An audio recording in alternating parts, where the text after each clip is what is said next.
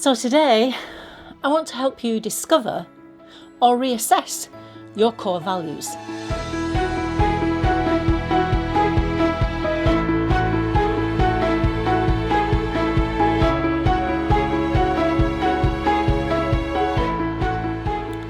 Hi, my name's Christine L. Conroy. Welcome to Happy Stuff and Fluff, a channel for women over 50 who are getting happy and growing younger.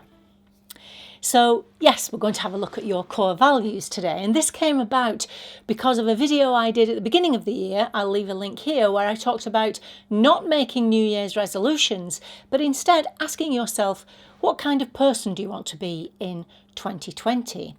Now, that didn't cause you any problems, but what some of you had difficulty with was actually sitting down to write down. I asked you to write down 5 things that are important to you in your life.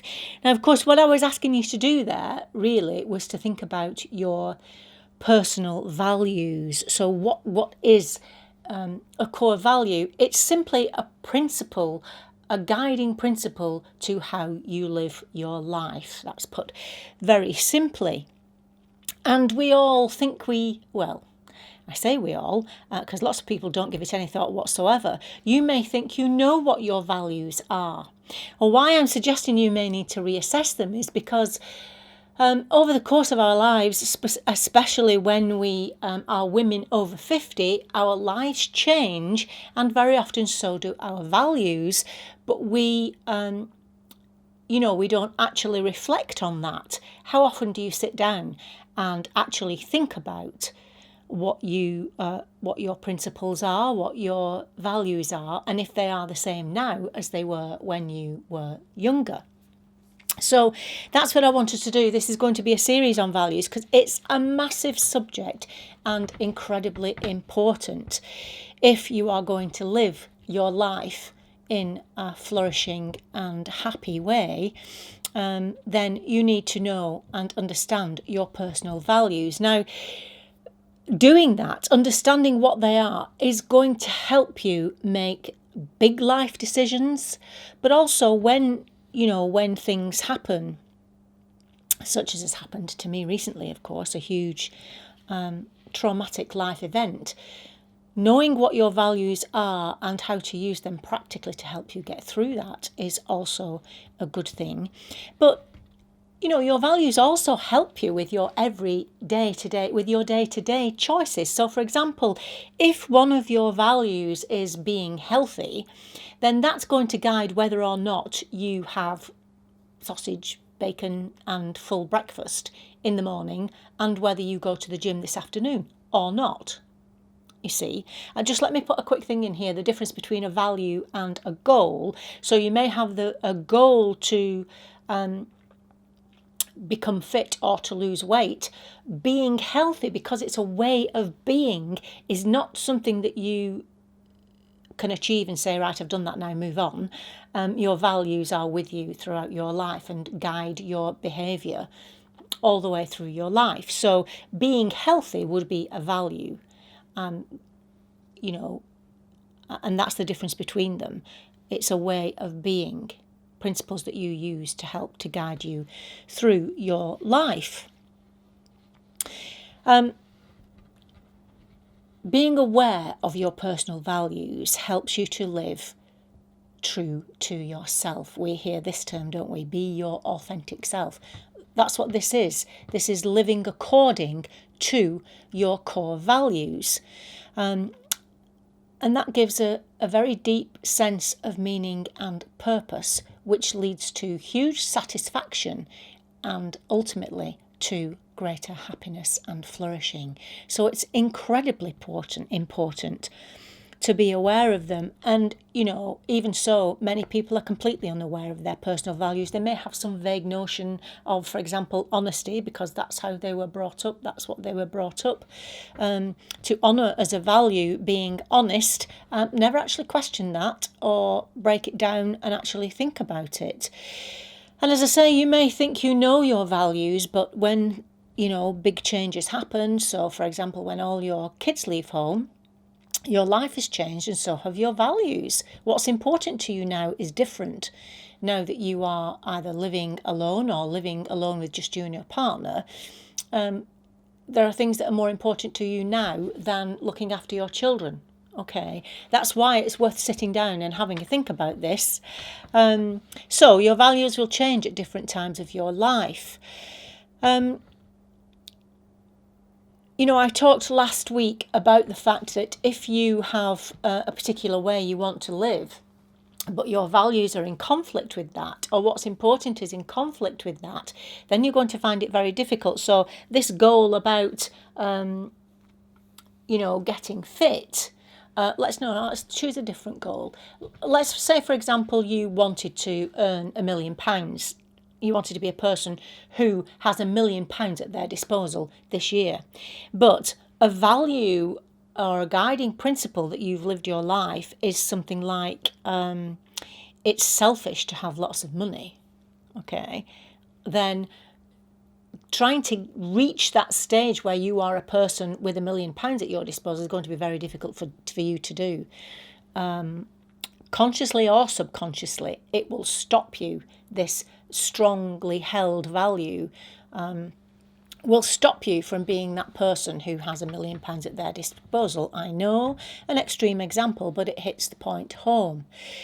You need to have your values aligned with your goals and with your behaviour, and that's why it's important to know what your values are. Okay, so these are my top 10 core values, because I think what happened with that, actually trying to think about 5 things that are important to you, you may have been able to think about 2 or 3 but not 5. Well, now I'm asking you to think about 10, and I'll give you a resource for that in a second.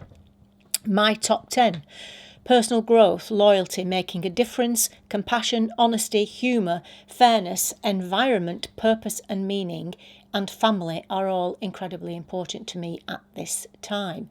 These are not in any particular order. So personal growth has always been with me all my life, no matter what. Now, things like loyalty and honesty and environment, let me give you an example in my life where I fell foul of those 3 things and was utterly miserable. I told you I worked as a lecturer to undergrad students, and I absolutely adored the students and the work. However, the environment was so bad. It was a kind of environment where people talked about each other behind their backs, pretended to be friendly when they weren't. So loyalty and honesty there were 2 things, obviously, that are important to me, that I was seeing all around me dishonesty and certainly not loyalty, and that made me feel really bad. I couldn't bear it. The environment was dreadful for me, and so that's where when your values are in conflict with what's happening in your environment, then you start to feel bad. Purpose and meaning is something that's clearly incredibly important to me right now, and finding different purpose and meaning is important, and we'll talk about that further down the line. And of course, family, incredibly important. So these are my top 10, and I want you to find out what your top 10 are. Now, if you can sit down and write down what you think your values are before you take the value assessment. There are some lists out there online where there are 200 values for you to choose from, which I think is a little bit excessive, certainly for our purposes, but having a good look at a list of more than 10 will give you some ideas. And what is actually important to you may not be in that list. So always remember, when you do these lists, you can add your own, because the ones that you add, that are your values, are probably more important to you than any that someone can suggest to you. So these lists are just to give you an idea of language of how to put these values down. I'll leave the link under the video, and it only takes you a few minutes to do, and then you'll receive an email telling you the assessment of the values that you've chosen out of the list that they give you. Now, you can either choose to do that, or, as I said, just write down 10 of your own top values for now. And the thing is, once you are aware and you're reflecting on these values, it's going to make your life easier. Because like I said to you in that video, if you are a person, for example, who is to whom fairness is important, and you know that, and you see a situation that you think is unfair, then you ask yourself, if it's a situation you have to deal with, if I'm using my value of fairness and if I'm a fair person, how am I going to tackle this with my fair head on? My justice head, how am I going to deal with this particular thing? Equally with honesty, if I'm being honest with myself, how will I approach the situation? What decision will I make? And you can gather all these values in to help you to make your life decisions easier to make.